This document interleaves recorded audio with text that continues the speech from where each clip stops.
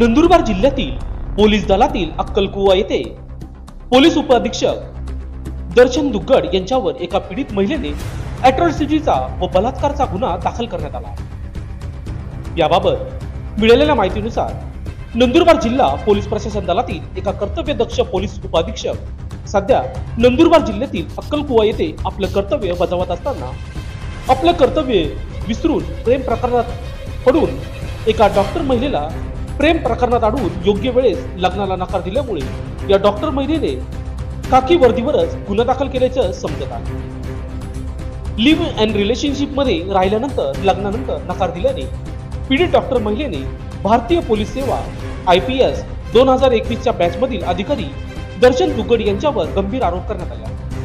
नागपुरातील इमाम वाडा येथील पोलीस ठाण्यात त्यांच्या विरुद्ध बलात्कार आणि अनुसूचित जाती जमाती प्रतिबंध कायद्यान्वये अॅट्रॉसिटी ऍक्ट गुन्हा दाखल करण्यात आला आहे. लिव्ह अँड रिलेशनशिप मध्ये राहिल्यानंतर दुग्गडने महिला डॉक्टर सोबत लग्न करण्यास नकार दिल्याचा आरोप आहे. सूत्रांनी दिलेल्या माहितीनुसार दर्शन दुग्गड हे सध्या नंदुरबार जिल्ह्यातील अक्कलकुवा येथे अतिरिक्त पोलीस अधीक्षक म्हणून कार्यरत आहे.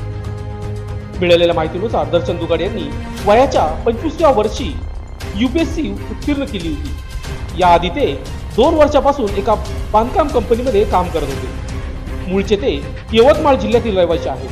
खाकी वर्दी असे करू शकते त्यांच्या अशा कर्तव्यामुळे नंदुरबार जिल्ह्यात सध्या उलटसुलट चर्चा सुरू आहे. लोकशाहीसाठी विशेष प्रतिनिधी शहादा.